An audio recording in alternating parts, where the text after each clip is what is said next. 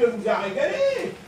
Excellent, joli voilier, éblouissante lumière sur le lac, quelques solides pointes de vitesse, et j'ai cru au moins 5 fois que vous alliez chavirer. Ah, merci. Je ne me serais pas donné toute balle pour rien.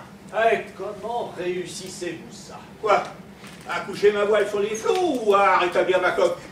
Vous intéressez à un sport pour lequel vous êtes aussi doué qu'un éléphant pour la danse. Je pratique la navigation depuis des années. Ah, j'aime quand les choses me résistent. Ah, dans ce cas, vous avez fait le bon choix. Avec la voile, vous ne vous lasserez pas. Fendre les flots me détend. Autant que jouer du violon. Vous torturez également le violon? Mieux que je ne navigue. Ouf. Aucun des compositeurs que j'ai interprétés s'en est pris. Ils étaient déjà morts, peut-être. Remarquez, les poissons non plus, ils ne protestent pas. Pourtant, quand ils vous voient piquer sur eux, tout berzingue, en agitant votre coquille, ça doit paniquer dans les bas-fonds. Et vous? Comment vous détendez-vous? Pas besoin de me détendre. Je suis né détendu. C'est fou comme vous lui ressemblez. À qui? Au savant, à celui qui vient de s'installer ici, à Princeton, à l'université. Le bonhomme connu dans le monde entier. Nenstein. Alfred Nenstein. Albert Einstein? Ah ouais. D'après les photos des journaux, on dirait vous trait pour trait. Vous n'êtes pas le premier à le remarquer. Une sacrée pointure, il paraît, ce gars-là. Arrête. Prix Nobel de science. De physique. Quoi, c'est pas une science, la physique? Savez-vous ce qu'il a découvert? L'Amérique? La théorie de la relativité restreinte. Ah. E égale MC. Rien que ça, bah, il s'est pas foulé. Voulez-vous que je vous explique? Ah, mais si, ben, vous avez les moyens de Ah, comprendre. silence, pas un mot. Que j'y entrave rien prouve son génie. Et puis arrêtez de crâner quand on vous voit conduire un bateau. On devine que c'est pas vous qui allez raconter E égale MP2. E égale C2. MC2. MC2. Bon, vous dites n'importe quoi. Non. Si. Non. Oh là. Ça risque de prendre du temps. Oh, le lâche. Oh, la grosse excuse. Remarquez, vaut mieux que vous ne soyez pas d'Einstein, hein, parce que lui, si je le rencontrais, je lui frotterais les oreilles. Ah bon? Ou je lui botterais le cul, au choix. C'est vous qui choisissez ou Einstein? Moi, je vois ce qui est disponible, le cul ou les oreilles, et je fonce. Bien, et je vous écoute avec mes oreilles. Pardon? Vos critiques, exposez-les, frottez. Ça ne vous concerne pas. Moi, j'ai rien à vous reprocher. À part de copier mon style vestimentaire. C'est vrai, nous avons le même tailleur. Ouais. Il s'appelle Adèche. Très fort sur l'emploi. Expert en pli. Choisissant des tissus qui attirent les tâches. Et comme ça, on casse la monotonie.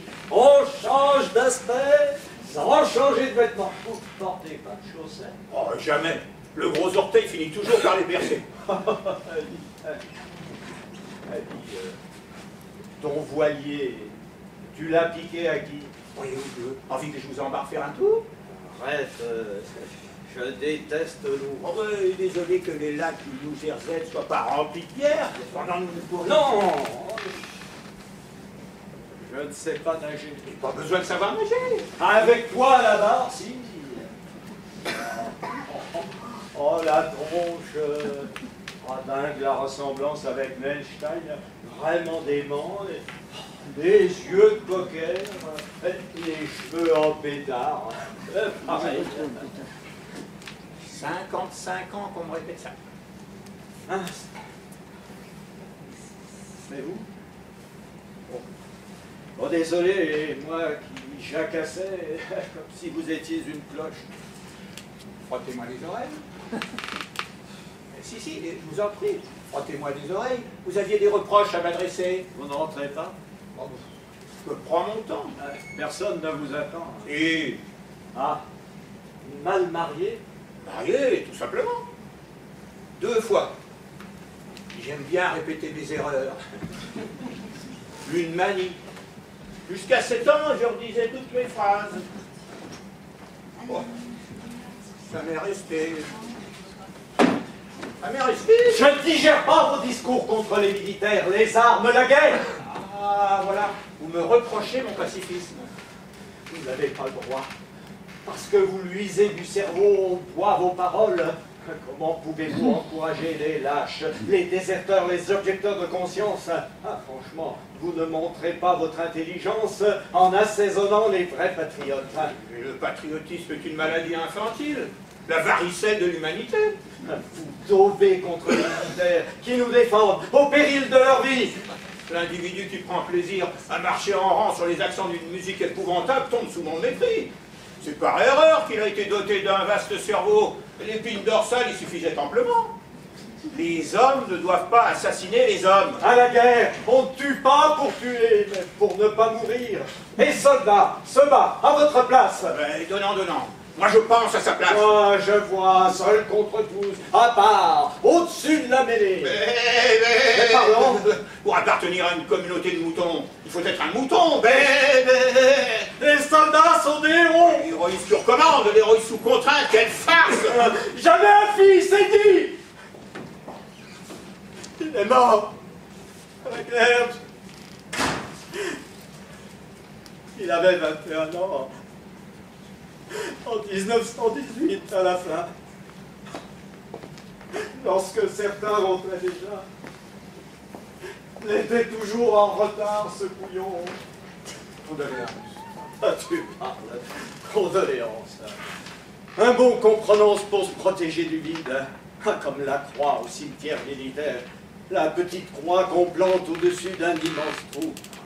Condoléances. Je l'aimais, Eddie. Je l'aimais plus que tout. Simple. Je n'avais jamais compris l'amour avant de me pencher sur son berceau. C'est lui qui me l'a appris. Mon gosse a été un grand Américain. Mon fils a été un héros. Je n'en doute pas. Pas une seconde. Avez-vous d'autres enfants? Un an après que j'ai laissé mon fils au boulevard des Allongés, mon patron m'a foutu dehors, je râlais, je beuglais, je broyais du charbon. Une déprime du genre agressif, je voulais mordre les gens. Leur reprocher d'être vivants? Ensuite, j'ai picolé. Vous vous blâmiez de survivre? Plus d'entrain, plus de métier, plus d'argent. Conclusion, ma femme s'est barrée, et moi, j'ai pris la route. Sans famille, pas besoin d'un toit. Moi, après, j'ai traversé la Californie, fixant l'horizon en marchant et les étoiles en m'endormant. Pour trouver à bouffer, je me débrouille. Ou bien, j'aiguise des couteaux. Il y a toujours des lames qui me lissent. Je leur redonne du tranchant. D'ailleurs, si vous en avez... Ah non. On dégote sûrement pas un seul couteau chez un pacifiste. Avec quoi croyez-vous que je coupe ma nourriture? Avec mes ongles? Vous n'êtes pas végétarien en plus? Vous apporterez mes couteaux. Non, je ne suis pas végétarien, mais j'y songe. Ah, décourageant.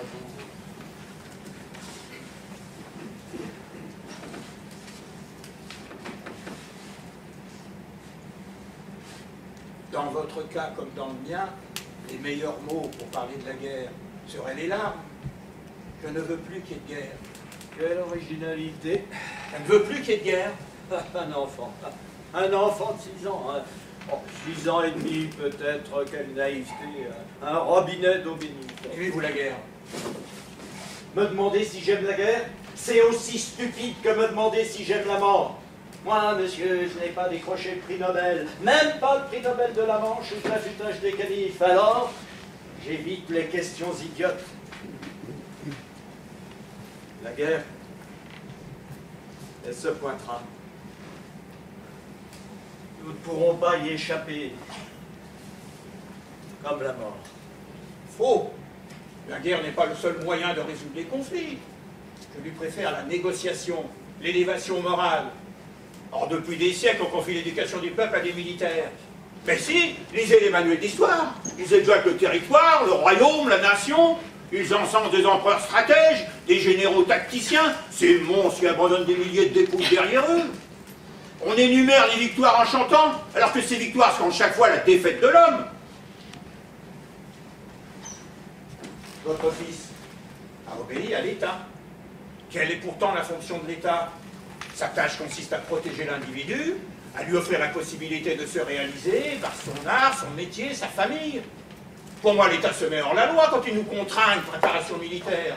Il nous met hors la morale quand il nous oblige à assassiner. Comme vous, je ne veux plus qu'il y ait de guerre. Militer pour le pacifisme, c'est insuffler une révolution mentale. Comment? Premièrement, il faut détruire le sentiment nationaliste, soi-disant amour des siens qui s'égare dans la haine des autres. Deuxièmement, il faut presser les jeunes gens de refuser le service militaire. Ne vaudrait-il pas mieux utiliser ce temps et cet argent à former le cerveau au respect de la vie? Troisièmement, il faut anéantir l'industrie qui soutient masqué le nationalisme. Et là, je propose qu'on fasse pas quartier, fin total, désarmement définitif, que les États transfèrent leur pouvoir militaire à la Société des Nations. En cas de conflit, ils se soumettront à l'arbitrage du tribunal international de justice. Notre avenir réside dans un gouvernement mondial. Ainsi, l'humanité sera telle que nous la souhaitons. Et un jour lointain peut-être, mais un jour radieux, la guerre sera abolie. Et ce mot même, loin de nous effrayer, ne désignera plus que l'incompréhensible folie de nos ancêtres. Oh, quelle langue de trompette! Je pige maintenant pourquoi vous pratiquez le sport. Votre crâne bouillonne tellement qu'il a besoin de laisser échapper de la vapeur. Vous ai-je convaincu? À qui réveille, vous chauffez les oreilles, vous m'avez mis la cervelle en fromage blanc. Vous ai-je convaincu? Donc, vous n'êtes pas pacifiste dans l'intention de vous moquer de mon fils? Au contraire, j'aurais préféré que votre fils ne soit pas mort sur le champ de bataille. J'aurais préféré que votre fils soit parmi nous et que vous soyez fiers de ce qu'il entreprend aujourd'hui. J'aurais préféré que votre fils confie ses précieuses qualités, sa force, sa jeunesse, sa droiture, son intelligence, à une autre cause que le combat. J'aurais préféré que votre fils soit un héros en vivant, pas un héros en mourant. C'est gentil d'avoir pris la peine de m'expliquer votre point de vue. Vous ai-je convaincu? Pas une seconde. Voyons, quelle heure est-il? 18 heures. Ah, j'ai rendez-vous à 17 h, il faudrait peut-être que je me mette en route. À bientôt. Ah, pourquoi pas? Vous connaissez le chemin de mon bureau. Curieux. Vous ne m'impressionnez pas. Ça tombe bien parce que moi non plus, je ne m'impressionne pas.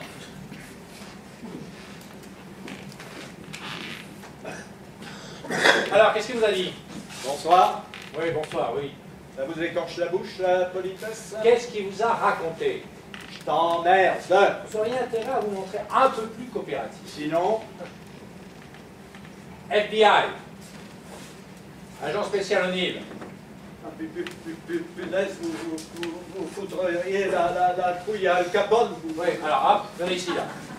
Voilà, allez, asseyez-vous. Voilà, je veux un rapport précis. Alors, a-t-il critiqué l'Amérique?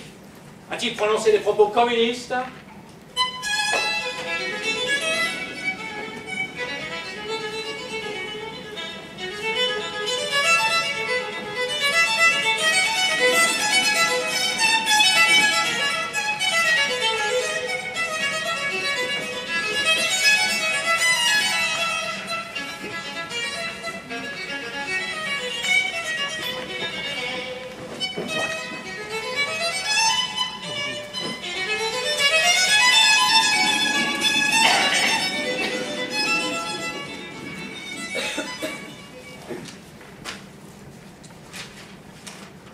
Oh.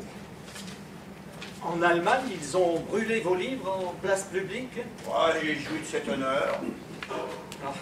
S'il peut réduire nos pages en cendres, Hitler ne parviendra pas à brûler la pensée, parce que la pensée, c'est le feu. Vous avez de ces formules, vous? C'est un peu ma spécialité. C'est Hitler. Internement et exécution arbitraire, la jeunesse endoctrinée, la population obligée de saluer par Heil Hitler. Oh, je me demande si les journaux n'exagèrent pas. Et j'aimerais que ce soit le cas. Pour vendre du papier, les journalistes en font des tonnes. Accordez-vous, le secrétaire d'État l'a affirmé l'autre jour. La presse pousse vraiment mes mères dans les bégonias.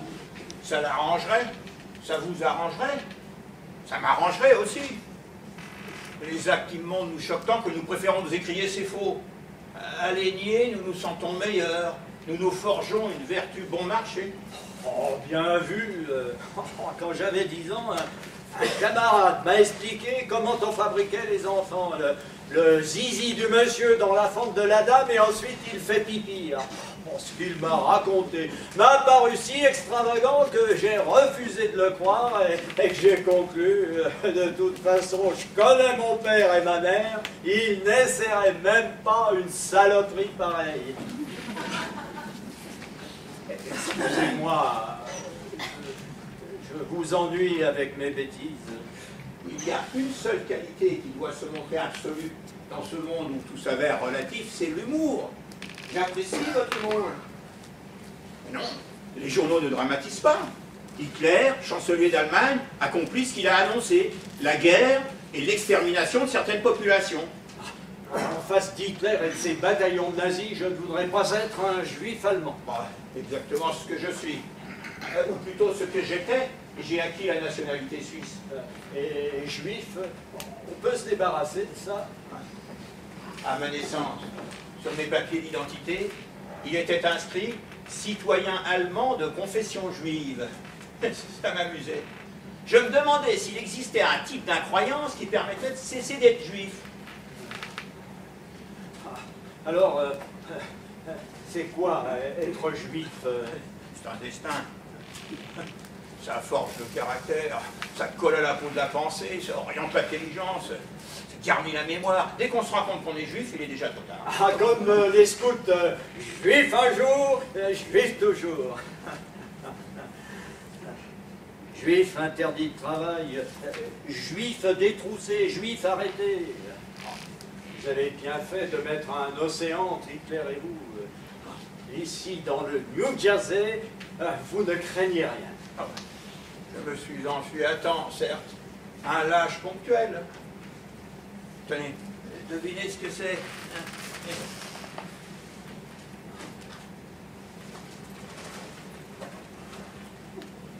Oh, si les lettres m'étaient adressées au doigt, le nombre d'ardoises que j'ai laissées depuis 20 ans dans les peuples du pays.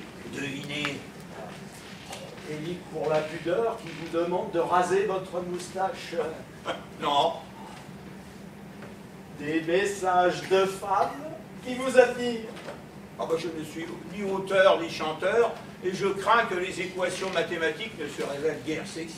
Oh, pourtant, moi j'ai connu un théorème de Pythagore qui me mettait dans tous mes états. En réalité, j'ai toujours eu des difficultés en mathématiques. Et moi, des Juifs en Europe sollicitent mon intervention pour les aider à migrer ici, aux États-Unis.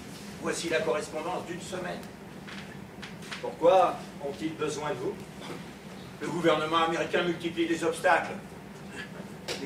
Outre l'extrait de naissance, les candidats à l'exil doivent se procurer une attestation délivrée par la police de leur pays, confirmant qu'ils sont d'excellents citoyens. Comme si un juif persécuté, les valises à la main, allait s'arrêter au quartier général de la Gestapo pour réclamer un certificat de bonne conduite. Aïe.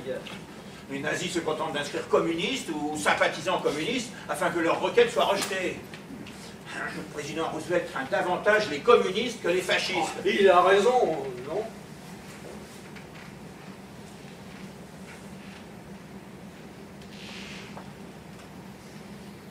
Que faites-vous de ces lettres?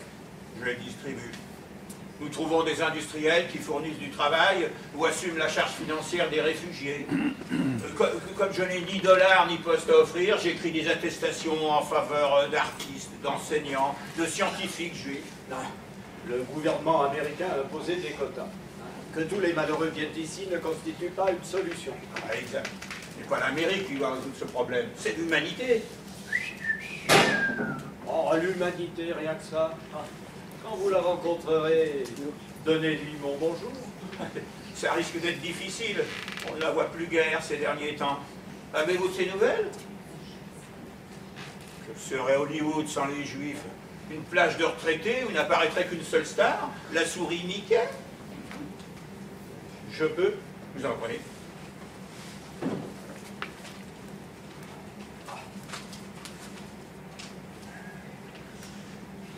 Professeur Albert Einstein, Princeton, États-Unis. L'enveloppe ne comporte que ça et elle vous arrive quand même. Alors là, chapeau. Respect, monseigneur. Je croyais qu'il n'y avait que Mickey, justement, qui recevait des lettres sans adresse précise. Mickey, Hollywood, et hop, sur la table de Mickey. Oh, quel timbre exquis. Moi, si j'étais une sommité mondiale comme vous, je me mettrais à la philatélie. Vous n'y avez jamais pensé?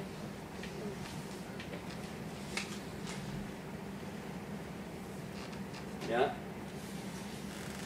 Intéressant. Je vous la lis? J'écoute. Un Belge vous remercie de soutenir le mouvement des objecteurs de conscience. Un mouvement de gauche, non? Socialiste. Pourquoi? Les objecteurs de conscience prétendent que les guerres sont organisées par les capitalistes pour affaiblir les travailleurs en tuant les éléments jeunes et contestataires. D'après ce qu'on m'a dit, le pacifisme vient des routes. Qui vous a affirmé ça? Je m'en souviens plus. Ouais, souvenez-vous-en, excluez cette personne de vos fréquentations, je vous en prie.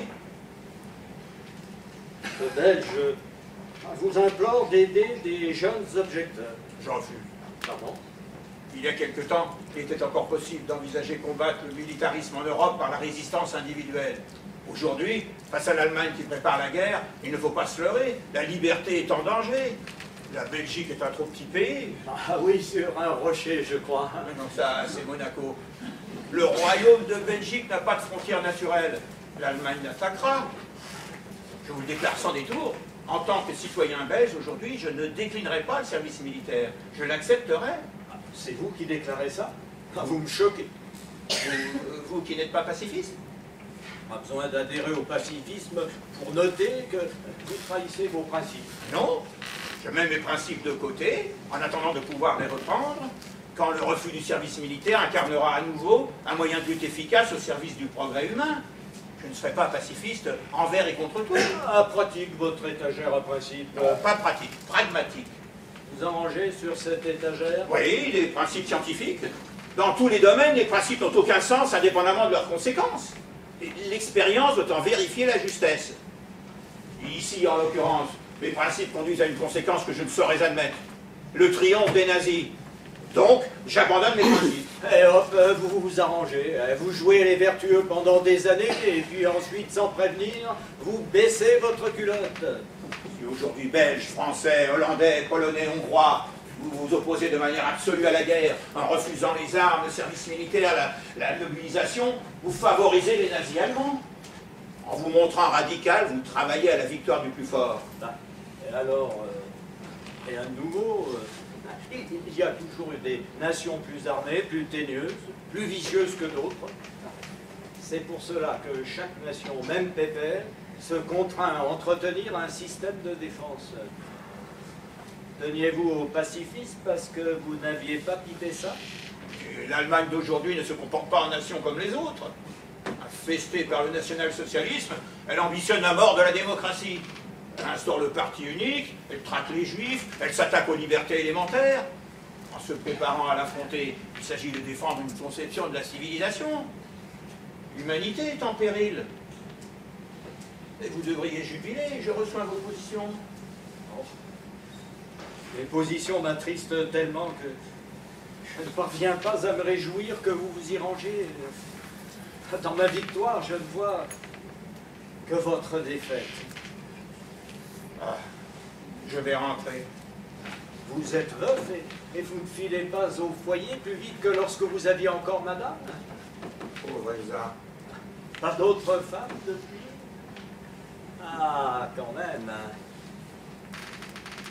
Les aventures sentimentales sont plus dangereuses que la guerre. Au combat, on ne meurt qu'une fois. En amour, plusieurs fois.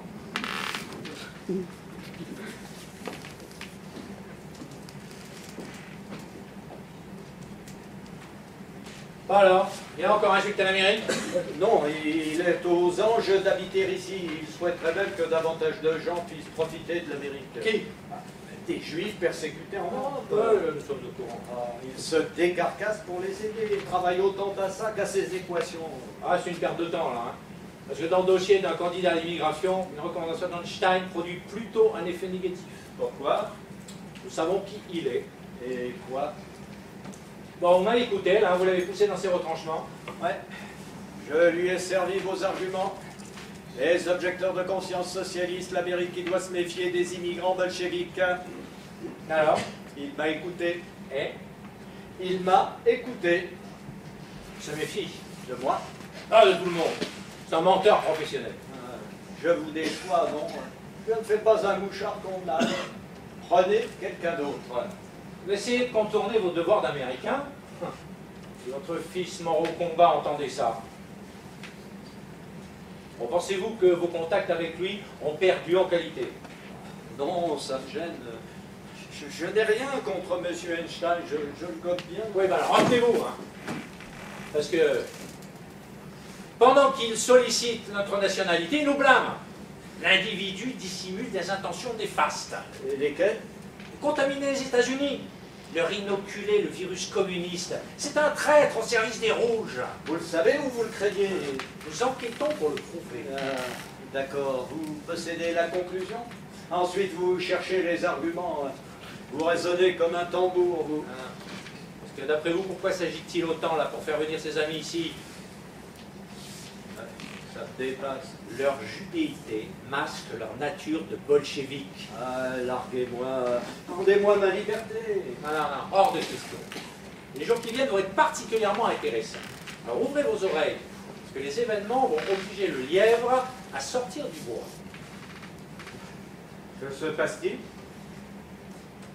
Hitler a envahi la Tchécoslovaquie ce matin. En Europe, la guerre va commencer.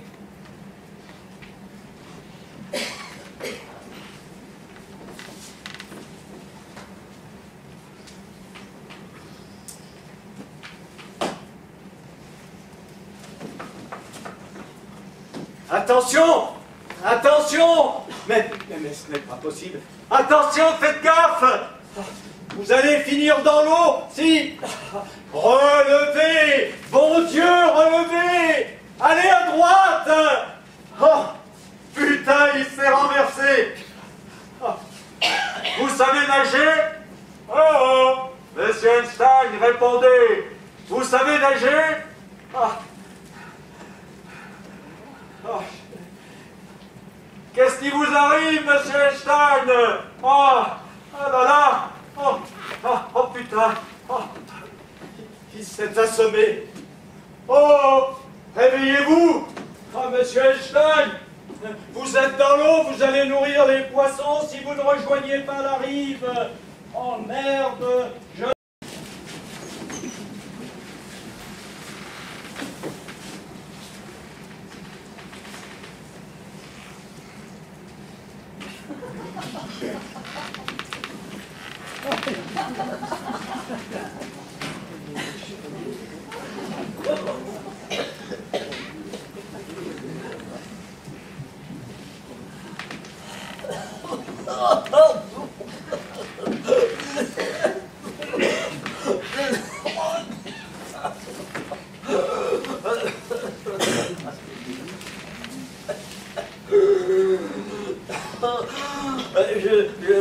vous ai sauvé la vie.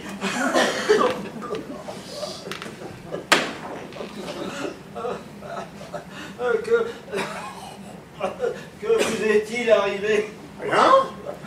Comment ça, rien?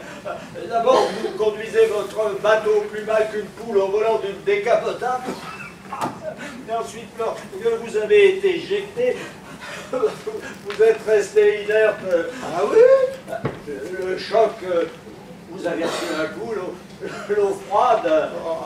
Je ne sais pas, un peu de tout ça. Oh, et vous vous taisiez alors que je vous parlais. Vous ne m'entendiez pas? Je réfléchissais. Un problème scientifique? Ah, si seulement. Oh, ma lettre, pourvu que... Oh, c'est stupéfiant, elle n'est même pas mouillée. Ah, ça c'est un signe. Pardon? Le signe qu'il faut l'envoyer. Ouais, je ne crois pas au signe. Si vous saviez comme elle me coûte, cette lettre. N'ai jamais été autant déchiré. Déchiré? Partagé. Vous ne pouvez pas rester grelotté ainsi. Je vais vous chercher un plaid dans ma voiture. Attendez-moi. Votre lettre? Bon, surveillez-la, elle devrait se tenir tranquille.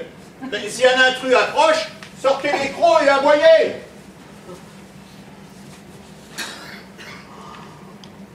Mazette, une lettre au président Roosevelt. Il doit l'engueuler, je parie.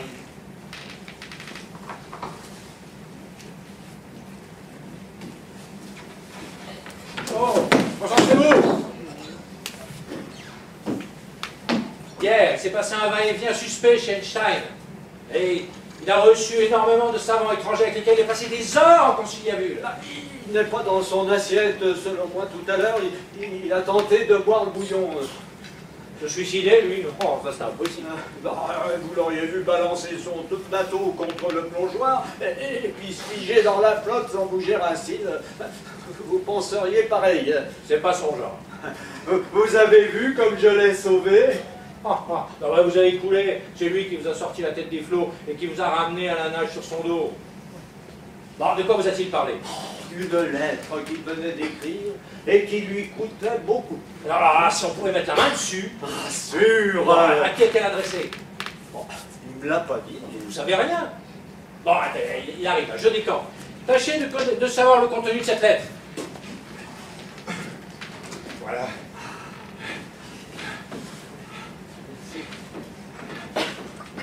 J'ai vu quelqu'un là-bas, non? Ouais, un promeneur qui cherchait le restaurant le plus proche.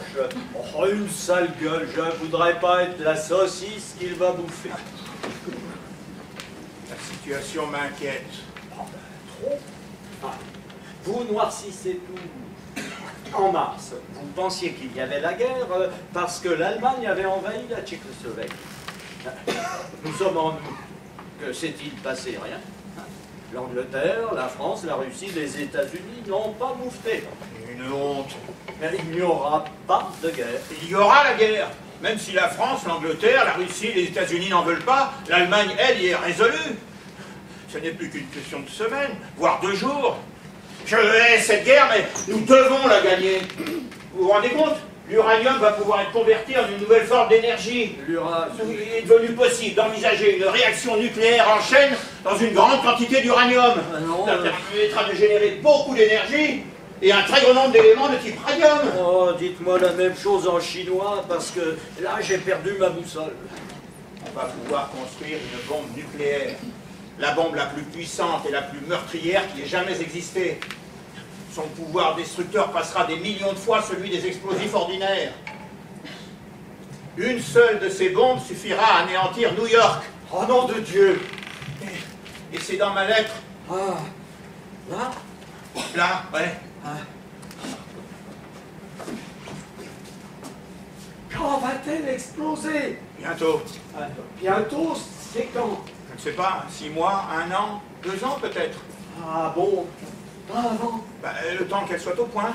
Ah, donc là, ce n'est pas la bombe. Non. Alors qu'est-ce que c'est? La trahison. Ah, mais mon Dieu, mais pourquoi? Pourquoi moi? Oui, pourquoi Pardon? Pourquoi vous jouez du crayon avec le président? La communauté scientifique doit avertir les autorités. Mes amis Slizard et Wigner estiment qu'il faut un savant universellement connu pour expliquer aux politiciens l'importance de ce qui se prépare. Ça tombe sur moi. Les Allemands viennent de retirer du marché l'uranium extrait des mines de Tchécoslovaquie. Cela prouve qu'ils se sont lancés dans la fabrication de la bombe. Ici de ce pays, je connais leur détermination, leur efficacité, la qualité de ces scientifiques, même si beaucoup ont fui depuis 1933. Et j'en conclus qu'ils seront capables de produire un jour la machine infernale pour Hitler. Il n'y a pas une seconde à perdre. Nous devons les prendre de vitesse. Vous vous rendez compte? Je suis en train d'encourager les militaires à réaliser l'explosif le plus dévastateur. Moi! Ah, quelle excellente nouvelle! Pardon? Je suis ravi d'apprendre que, grâce à vous, les États-Unis possèdent bientôt l'arme suprême. Je ne le fais pas pour les États-Unis. Je le fais contre Hitler, seulement contre Hitler. Si cette bombe à uranium glisse dans les mains des nazis, c'en est fini de la civilisation. Je défends une idée, un monde, une culture, pas un pays ni un gouvernement.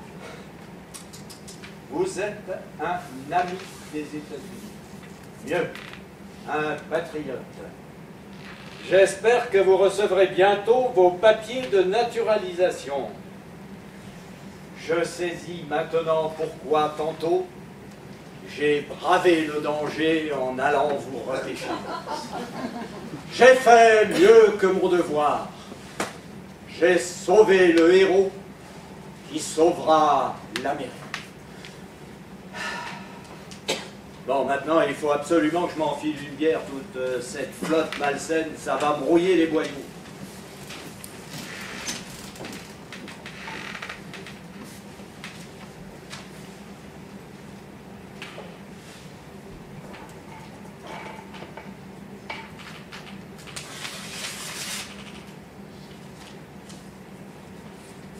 Vous venez?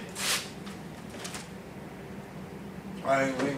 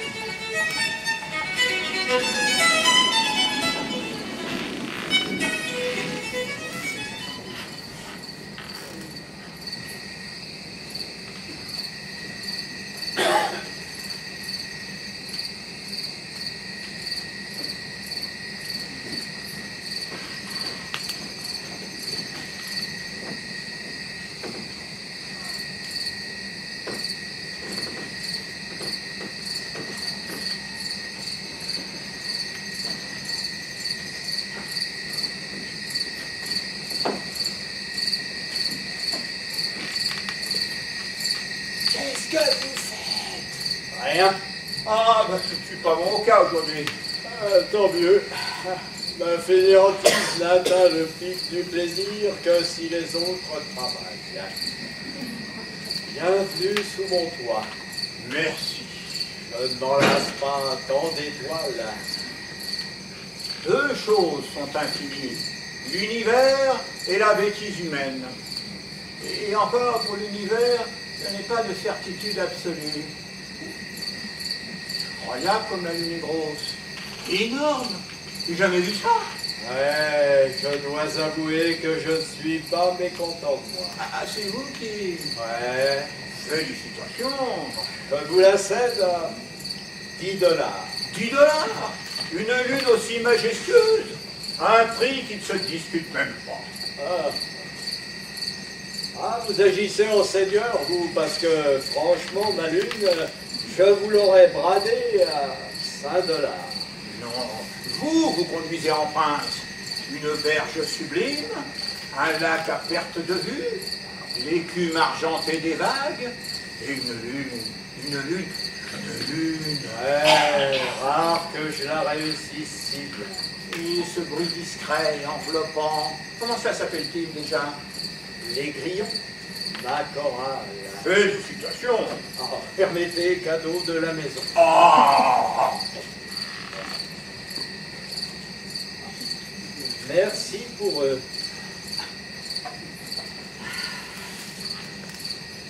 Vous croyez en Dieu, vous? Oh ben, définissez d'abord ce que vous entendez par Dieu, et je vous dirai si j'y crois. Celui qui a fabriqué tout ça. Être physicien, c'est chercher à connaître les pensées. Ça veut dire quoi Oui. Si la foi consiste en une passion pour le mystère, alors oui, je crois. Car ce qui demeure éternellement incompréhensible dans la nature, c'est qu'on puisse la comprendre. Plus j'étudie et j'avance à la recherche de la vérité, plus je m'étonne et je m'émerveille. Le savant ressuscite l'enfant en moi. Là-bas en Europe, nos soldats regardent-ils aussi le ciel? Non, la guerre rend myope et plie les coups. Dans un viseur, on ne scrute que de la boue. N'empêche. Voyez que vous avez péché par pessimisme. Les États-Unis sont finalement entrés en guerre. J'ai eu toutes les raisons de crever d'optimisme. La guerre se mondialise. Important que les États-Unis viennent au secours de l'Angleterre, la France et les autres. 3 ans. Il leur a fallu 3 ans à l'attaque de Pearl Harbor par les Japonais. N'empêche. N'empêche, oui, c'est bien. Ah, j'ai rendez-vous à 22h. Voyons, quelle heure est-il? 22 heures, justement. Oh, c'est encore un peu tôt pour arriver en retard. Vous faites toujours comme ça? Ouais, j'ai remarqué que les gens en retard affichent toujours une bien meilleure humeur que les gens en avance. Et la bombe? Une équipe sous la direction d'Oppenheimer s'est mise au travail. Cependant, les Allemands d'avance sur nous, car le président Roosevelt a mis 2 ans à soupeser la menace. Pourquoi vous ne faites pas partie de l'équipe? Et je me pose la même question, d'autant que je suis naturalisé américain, et sans doute pas l'américain le plus ignorant en physique nucléaire. Encore une énigme. Oui, minable. La différence entre les mystères divins et les énigmes des hommes, c'est que Dieu, lui, ne sont jamais mesquins. Ils vous ont peut-être jugé vieux. L'âge produit des effets contradictoires sur nous. Il fatigue certains, il en entraîne d'autres. Mon cerveau reste fertile, je l'ai prouvé ces dernières années. Vous n'êtes pas expert en art. Alors pourquoi la marine m'emploie-t-elle pour résoudre ces problèmes d'explosifs? Je lui ai déjà donné beaucoup de satisfaction. Oh, quelle chance vous avez. Moi, je les ai tannés pour aller au combat. Ils ne veulent pas de moi, ils trouvent que je pue le camphre. Pardon? Je sens la fin de saison. J'ai trop de flacons, je suis dioc. Ils avancent, les chercheurs de la bombe nucléaire. Ignorez-vous que je l'ignore? On a dressé un mur de silence entre eux et moi, même avec les Européens que je connaissais bien. On a dû leur donner des ordres, ça vient du gouvernement, je sais pas. Votre réputation d'homme de gauche a retenu les politiciens. Vous soutenez l'amitié avec l'URSS? Plusieurs physiciens de premier rang affichent les mêmes opinions politiques que les miennes, et l'armée n'a pas hésité à les engager. Non, il doit y avoir autre chose. J'ignore quoi? Bonsoir, mon ami. Je dois vous quitter car j'ai promis aux marins de leur résoudre un méchant problème technique pour demain. Vous ne dormez jamais? Je ne dors pas longtemps, mais je dors vite.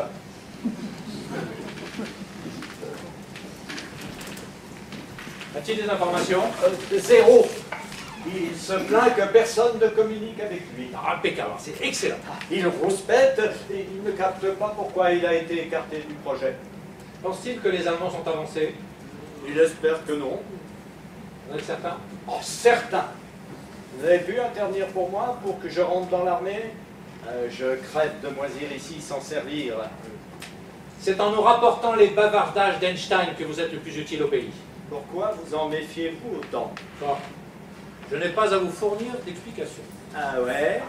Moi, je pourrais m'engueuler avec lui et vous n'apprendriez plus une broque? Ça, je vous le conseille. Non, fou. Je suis assez taré pour vous envoyer bouler. Pourquoi? Parce qu'il est allemand. Et alors? Bah, il est allemand. Non, je cauchemarde. Vous considérez que parce qu'il est allemand, il pourrait donner des renseignements aux Allemands? Un Allemand reste un Allemand. Ouais. Il combat Hitler, les fascistes, les nazis. Ouais, bah raison de plus. S'il n'a rien contre les nazis, qui a rien contre les Allemands et tout contre les nazis, il pourrait très bien renseigner tous ses copains non nazis. Qu'est-ce qui vous certifie qu'il n'a pas alerté Roosevelt dans ce sens? Qu'est-ce qui vous garantit que son intention n'est pas d'alerter minute par minute tous ses compatriotes de l'avancée du projet nucléaire, de leur donner tous les progrès qui ont été obtenus ici puis qui leur manqueraient? Bah, vous ne passez pas une miette de son esprit. S'il a prévenu Roosevelt, c'est pas antifascisme. Oui, antifascisme, comme vous dites, oui. Il a des sympathies bolcheviques. Alors, à supposer qu'il boude les Allemands, qu'est-ce qui vous assure qu'il ne rencarde pas les Russes? Et le cas échéant, ce serait Staline qui le premier aurait la bombe atomique, à cause de votre négligence. Vous le voyez trop filandreux. Il vient d'obtenir la naturalisation. Il est loyal, réglo, et il n'a pas de porte de derrière. Son attachement aux États-Unis reste pas clair.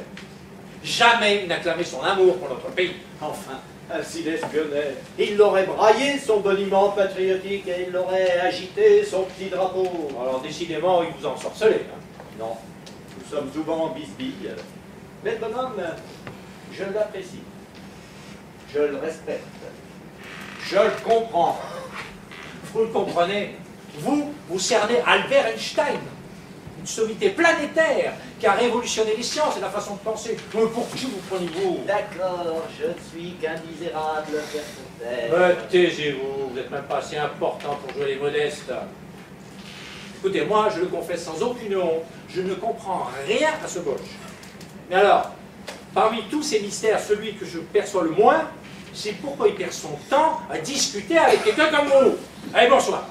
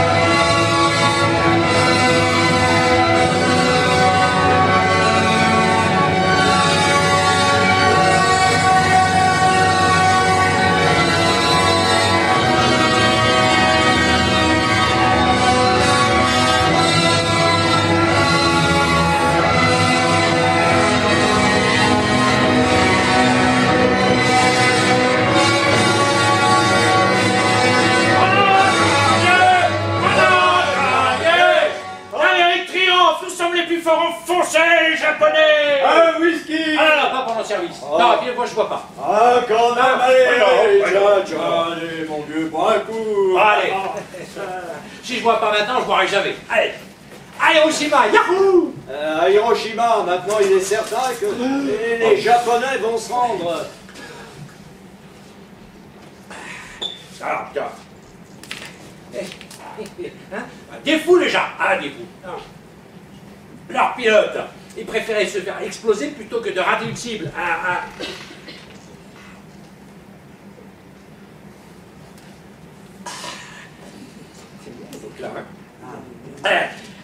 Alors ça provoquait des catombes dans nos troupes. Alors du coup, Truman leur a balancé la bombe. Yahoo! À Hiroshima! Yahoo! Ya! À Hiroshima! À Hiroshima! À Hiroshima! Yahoo! Yahoo! Yahoo! Yahoo! À Hiroshima, maintenant, Yahoo! Vous ne viendriez pas du Texas, vous? Si. Comment vous l'avez deviné?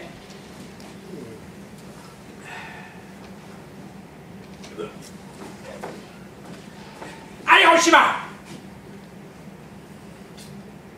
Attends. J'en ai une autre dans la voiture. Allez la chercher. Non, ce n'est pas la peine. Ça suffit. Surtout si vous n'avez pas l'habitude de l'alcool. Voilà.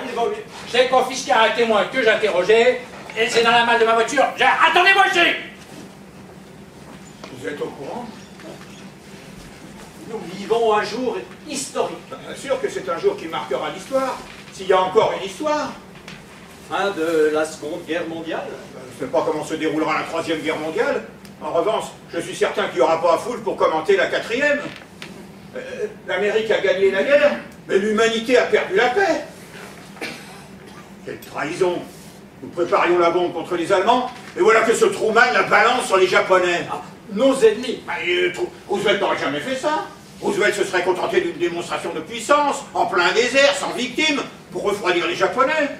S'il n'était pas mort, il aurait retenu son vice-président, ce Truman imbécile, ignorant, obtus, qui massacre des Japonais pour devancer les Russes, pour empêcher des communistes de libérer l'Asie. Ouais, une nouvelle bouteille pour fêter la bombinette. Hiroshima! Vous fêtez les massacres, monsieur? Oh, putain, merde, la cible! À qui ai-je l'honneur? Oh, putain, le con. Enchanté, voici Albert Einstein. Attendez. Normalement, vous êtes censé pas me voir. Vous me voyez là? Comme ça, vous me voyez? Comme ça là. Comme ça là, vous me voyez? Non, là, je ne vous vois plus. Merci pour ça. Truman vient de provoquer le plus colossal carnage de l'histoire, et il s'en vante. Tambours et trompettes, triomphe, apothéose. Il nous régale avec ses additions de boutiquiers. Nous avons créé des centaines d'emplois, nous avons dépensé peu d'argent pour un résultat maximum. Nous sommes les plus forts. Yahoo, Hiroshima! Soyez sans, s'il vous plaît. Ah, mais vous me voyez pas? Ah, je vous entends. Cette bombe a été larguée sur une ville moyenne, une cité d'environ 300 000 habitants. Tous ceux qui n'ont pas péri aussitôt trépasseront dans les jours qui viennent, soit de leurs blessures, soit d'irradiation, soit des incendies causés par la chaleur. 300 000 hommes, femmes, enfants, 300 000 innocents, des civils. Minute, là. Hein? 300 000 Japonais. Oui. Alors, premièrement, les Japonais, j'ai les ennemis. Bien, deuxièmement, les Japonais, je suis des Japonais. Voilà, les Japonais. Vous êtes trop subtil pour moi. Monsieur comment déjà? Einstein! Non, ça c'est moi, vous. Oui. O'Neill. Patrick O'Neill. O'Neill. Quel merveilleux patronyme. Quel ment américain. J'aurais aimé m'appeler O'Neill. Albert O'Neill. Cela ne sonne-t-il pas comme le nom d'un brave garçon? Oui, merci. Alors, monsieur O'Neill, continuez votre analyse. Lorsque vous nous précisez qu'un Japonais est un Japonais, suggérez-vous qu'un Japonais vaut moins qu'un Américain? Voilà. Non mais, permettez-moi d'insister pour connaître les rouages de votre prodigieuse pensée. Si une telle bombe devait être larguée ici, aux États-Unis, souhaiteriez-vous qu'elle tombe sur un quartier blanc ou sur un quartier noir? Un noir. Car un noir vaut moins qu'un blanc, mais un noir américain, ça vaut autant ou plus qu'un Japonais?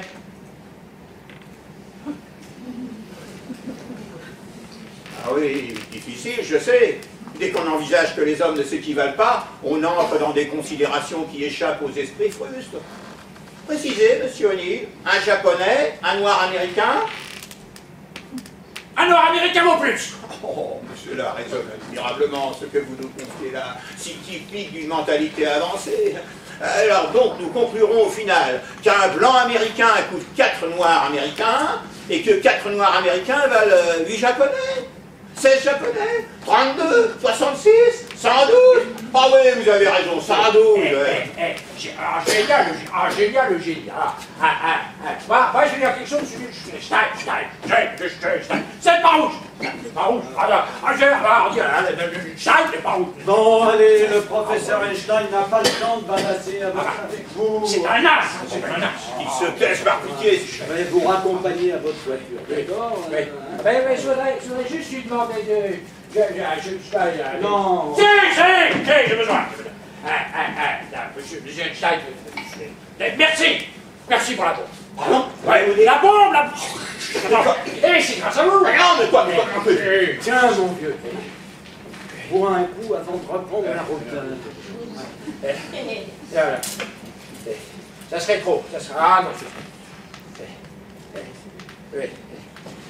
Allez, on s'y va.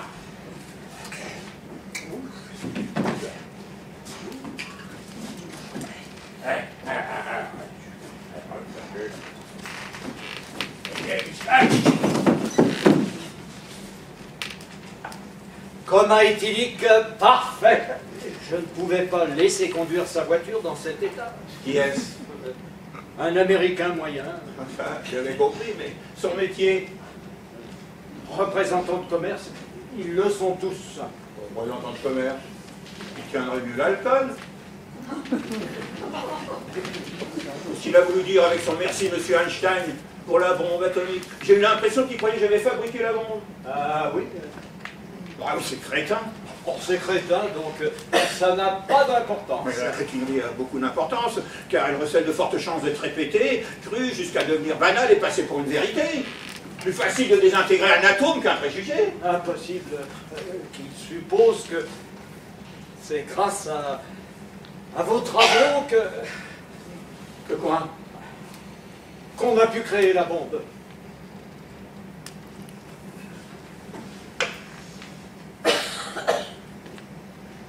Vous choisissez aujourd'hui pour me dire ça?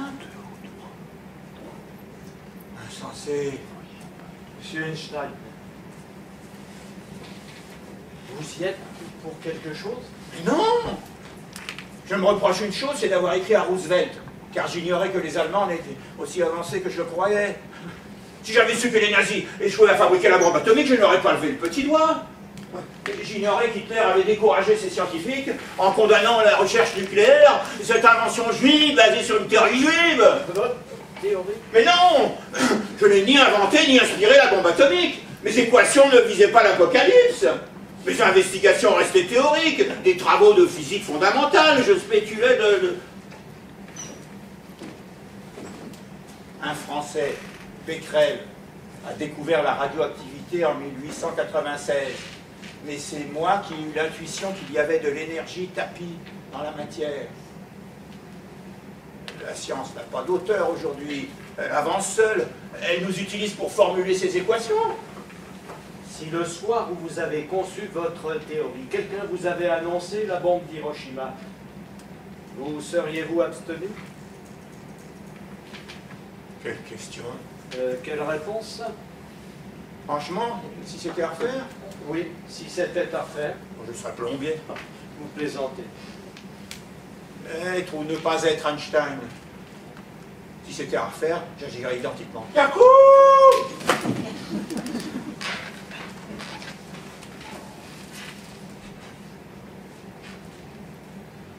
Je n'ai rien fait. Je ne pourrais pas me pardonner. Mais Dieu avait-il le choix en créant le monde?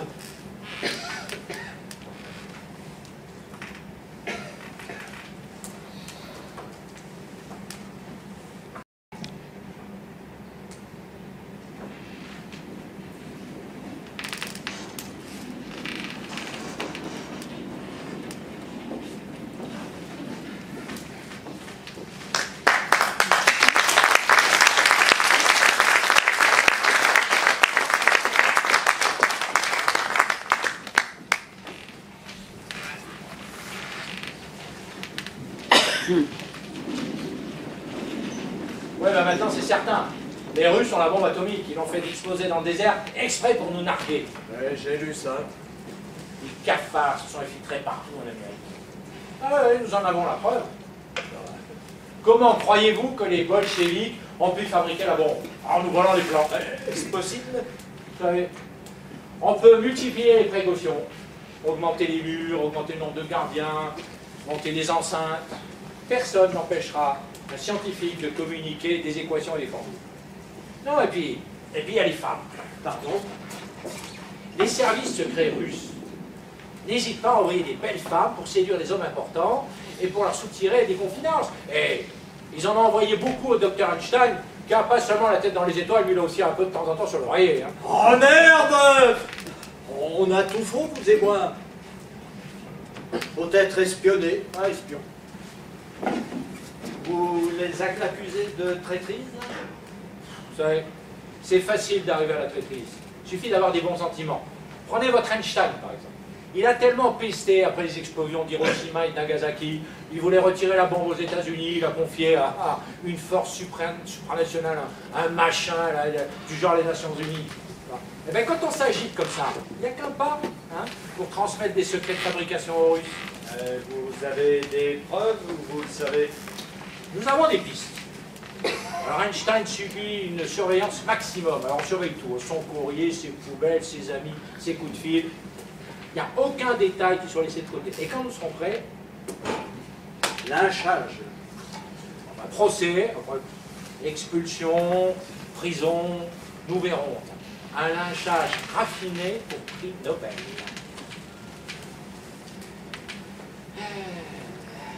Bon, mais il pas à l'heure, comme d'habitude. Le retard est le privilège des petites femmes et des grands hommes. J'en ai ma claque. Vous me pourrissez la vie. Ouais. Ben, vous devriez être content qu'on vous autorise à la continuer, votre vie de vagabond, parce qu'on pourrait très bien rouvrir votre dossier. Je ne suis coupable de rien. Tout le monde est coupable. Non. Oui. Assez. Et certains plus que d'autres. Alors, vous savez, on pourrait très bien se souvenir de vos turpitudes passées. Pour dormir. Oui. Ah. Et les attentats à la pudeur. Je me lavais dans une rivière. Et puis alors, toutes les taxes sont réglées. S'il faut payer des impôts sur les aumônes maintenant, vous fouteriez Jésus et les 12 apôtres en prison pour fraude fiscale. Oui, bon, ça suffit. Votre cible va arriver. Tâchez d'obtenir des renseignements qui m'intéressent, parce que sinon... Mon ami, j'ai une très bonne nouvelle. La bombe russe. Pas la bombe russe. Ne me dites pas que vous sautez au plafond à cause de la bombe russe, non, s'il vous plaît, ne m'annoncez pas ça. La bombe russe. Vous me racontiez que vous vous opposiez à ce que la bombe reste américaine. Mais la bombe américaine, sans les scientifiques européens, les Américains n'auraient pas réussi un pétard. Vous applaudissez donc la bombe russe? Et cessez d'utiliser cette expression ridicule. La bombe n'est pas plus russe qu'américaine. Ce sont des savants français qui ont inventé la bombe atomique. Parfaitement. Ils en ont déposé le brevet en 1939. Et vous êtes content? Pourtant, après les massacres d'Hiroshima et de Nagasaki, les Français n'ont pas réclamé le droit d'auteur. Je fulmine de joie. Vous n'auriez pas un petit peu d'eau si je ne prends pas ce médicament?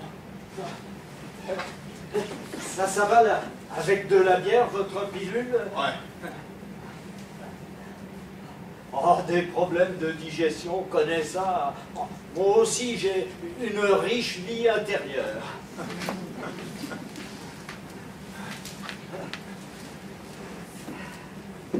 Alors, qu'est-ce qui vous réjouit? Bientôt, il n'y aura plus de guerre. Merveilleux, et quand? Après la 4e guerre mondiale. Pourquoi? Parce qu'il n'y aura plus d'hommes. Grâce à la bombache. Qu'est-ce que ça veut dire, la bombache? Ça veut dire que quand elle aura explosé, personne ne subsistera pour enterrer les morts. L'explosion d'Hiroshima et de Nagasaki représentait un pénal à côté de la bombe H, la bombe à hydrogène. Vous n'avez pas honte? Pardon? Vous n'avez pas honte d'être un savant? D'armer le bras des brutes, de rendre les assassins plus efficaces. On tue un maximum de gens en un minimum de temps. On massacre, style 5 étoiles, ça glisse comme du petit lait. Ah, quel progrès! Alors vous exagérez. Ah, putain de progrès! Moi qui croyais que la science était le sommet de la civilisation. Oui, grâce à elle, l'humanité avance, mais en barbarie. Désolé, monsieur Einstein, mais ce que vous représentez, l'instruction, la connaissance, nous a fait prendre une fausse route. L'aboutissement de tant de cultures, ça devient les guerres mondiales, des camps de concentration, des bombas, des bombaches, l'apocalypse. Vous n'avez fabriqué que de la mort. Ah, je panique. Attendez, écoutez-moi. Oh non, j'ai le foie, la chair de poule, l'espoir s'est fait la malle, on va à la culbute. J'ai peur d'aujourd'hui, je me méfie de demain, je crains qu'il n'y ait plus d'après-demain. Je flippe quand je croise une brute, je balise quand je rencontre un génie. Et du génie ou de la brute, je ne sais pas duquel je dois le plus me méfier.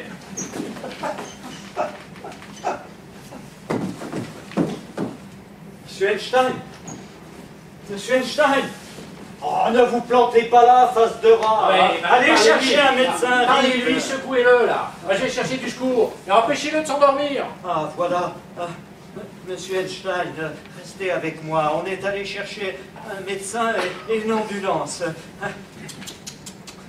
Restez avec moi. Dites, j'ai besoin de savoir. Aimez-vous l'Amérique? Bien sûr. Pourquoi? Parce que j'ai un ami en Amérique. Ah oui, à quoi ressemble-t-il? À une barbe à papa géante avec une tête de sioux.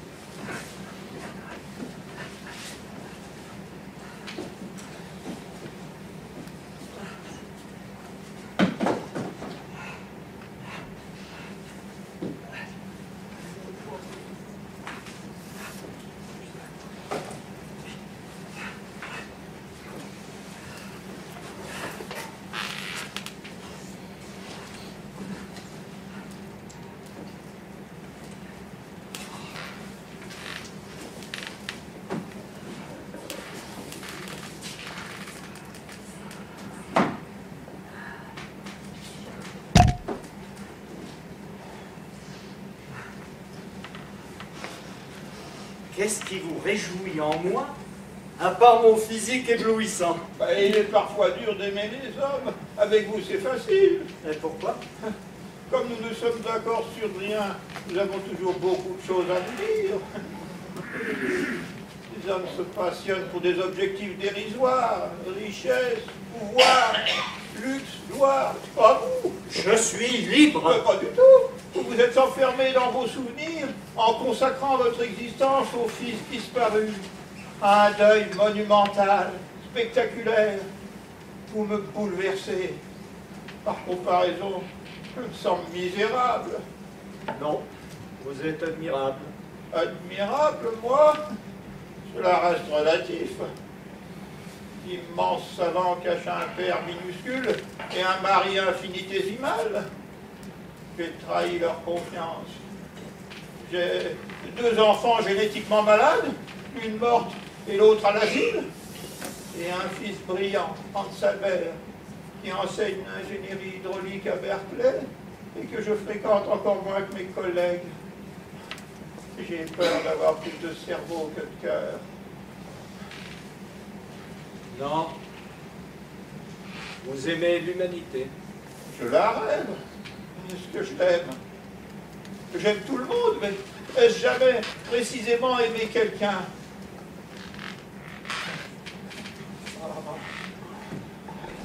Que se passe-t-il? Je ne me sens pas bien, mon ami. Je ressens le cadavre de millions de victimes, la décomposition, le déchet humain. Vous le percevez? C'est le souffle d'Hiroshima qui parcourt la Terre. Chaque nuit, il traverse le Pacifique, il arrive jusqu'à moi, il me frôle l'épaule, il me réveille, et je vois le néant. Les manteaux de suie couvrent le ciel. Docteur Einstein! Docteur Einstein! Au secours! Quelqu'un! Vite!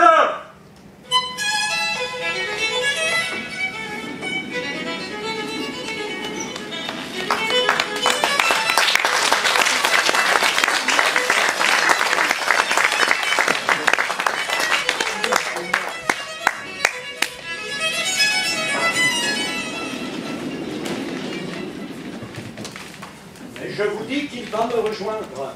Il ne viendra pas. Il ne m'a jamais posé de lapin. Le prochain dimanche de pleine lune. Non, il sort plus de chez lui, il ne bouge plus, il est bien trop mal en point. Je ne vous crois pas. Écoutez, si vous apprenez quelque chose d'intéressant, voici ma carte. Il suffit juste que vous me téléphoniez à ce numéro-là. Il a un rhume, mais vous l'enterrez. Non. Vous savez, même si je restais, il ne guérirait pas.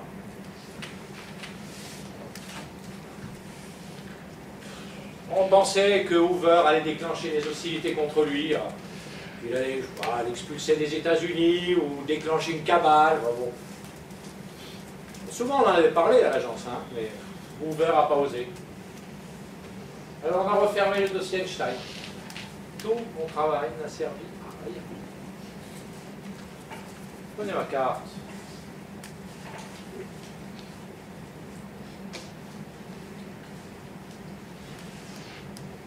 Tenez, un petit cadeau d'adieu. Pour moi? Du Bourbon? Alors, c'est gentil. Enfin, alors, je ne m'attendais pas à ça.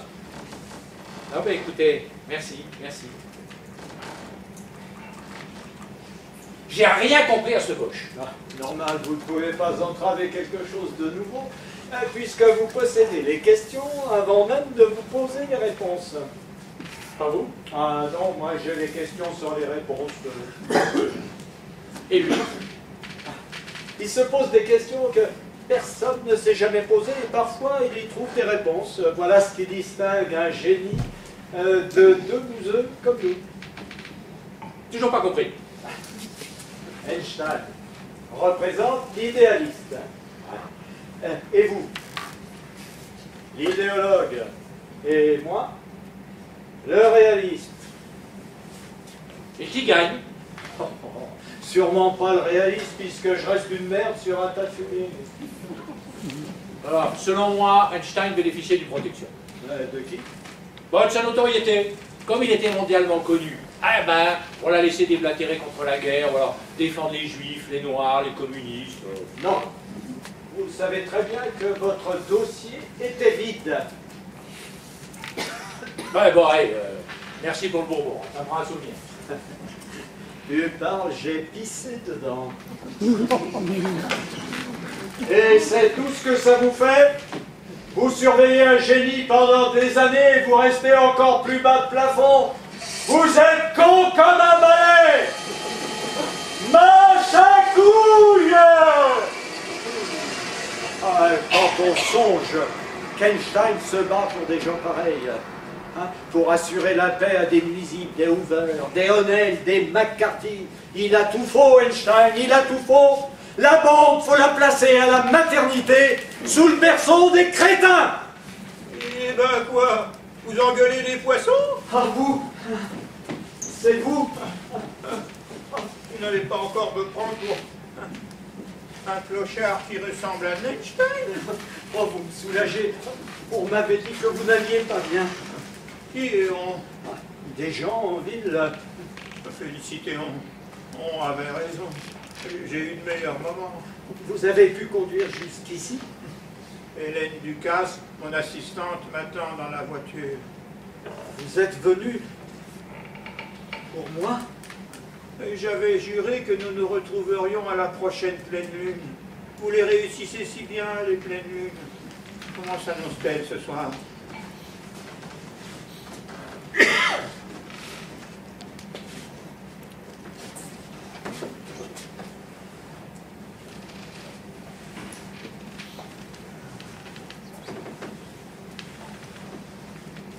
Au temple.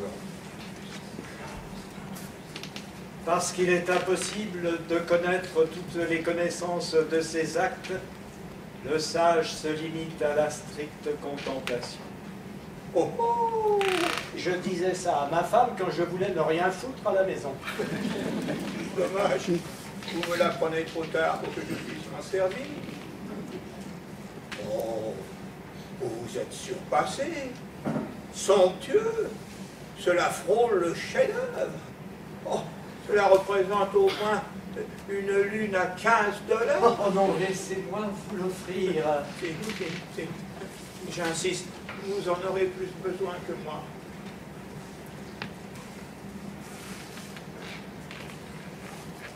Quand vous scrutez le ciel, voyez-vous des frontières? Lorsque vous contemplez les étoiles, considérez-vous que cela a un sens? Les passeports, les visas, les postes de douane et les couleurs de peau? Au fond, c'est vous le vagabond, l'apatride, étranger partout, étranger nulle part, familier des étoiles. Ah, moi, par rapport à vous, je fais bourgeois, installé, crouton. Pourquoi moi, monsieur Einstein? Parce que c'est vous. Je n'ai pourtant pas inventé la marche arrière.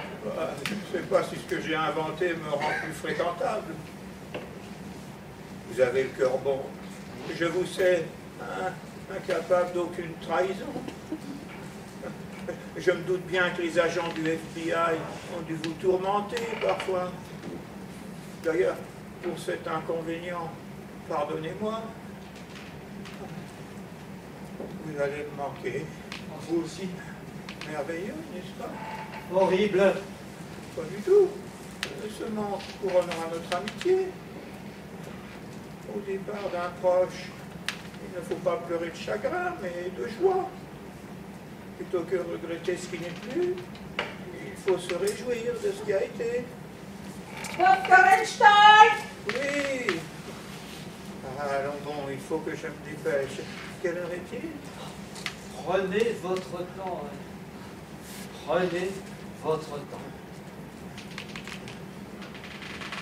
Je dois rentrer parce que j'ai plusieurs lettres à rédiger. Et je veux signer l'appel à la paix qu'a élaboré Bertrand Russell, un Anglais. Quoi, vous allez travailler? La vie ressemble à un vélo. Il faut continuer d'avancer si on ne veut pas perdre l'équilibre. Je vais vous faire une confidence, mon ami. J'ai été très heureux.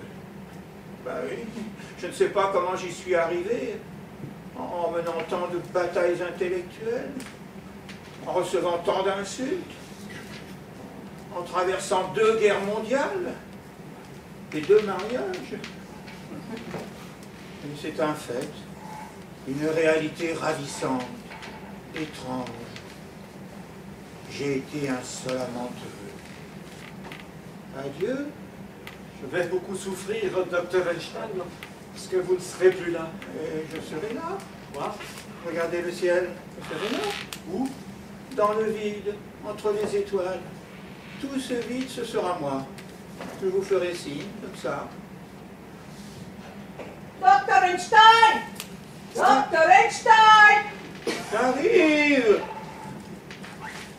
La vie n'a en apparence aucun sens. Et pourtant, il est impossible qu'il n'y en ait pas un. À plus tard.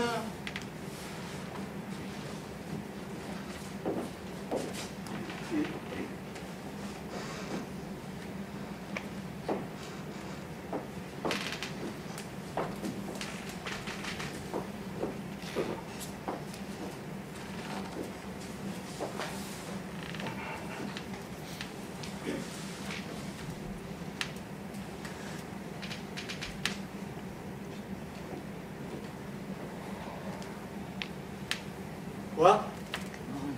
Docteur! Docteur! Dr. Einstein!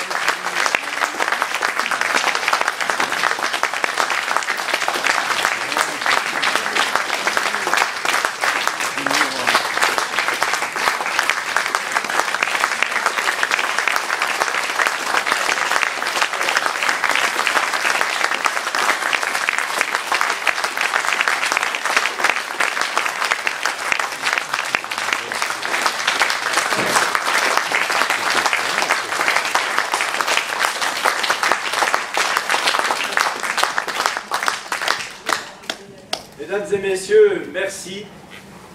Nous avons été heureux de jouer ici à Bagnols-sur-Mer cette pièce d'Éric Emmanuel Schmitt.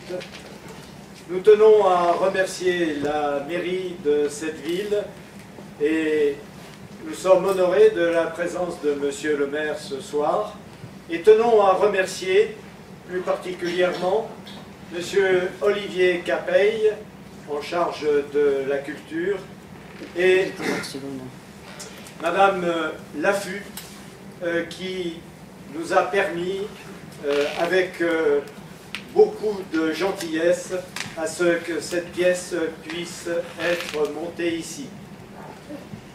vous pourrez à l'issue de cette pièce venir nous rencontrer et nous serons heureux de partager avec vous un pot de l'amitié. Merci.